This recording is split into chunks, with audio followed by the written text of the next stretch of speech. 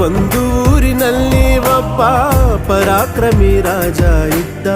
ರತಿಯಂಥ ರಾಣಿಯೊಡನೆ ರಾಜ್ಯಭಾರ ಮಾಡುತ್ತಿದ್ದ. ತಾನು ತನ್ನ ಪ್ರಾಣನೇ ಪಣವಾಗಿರಿಸಿ ಕಾಪಾಡೋ ಶಾಂತಿ ದೂತನ ಹಾಗೆ ಅವ ಹೆಸರಾದ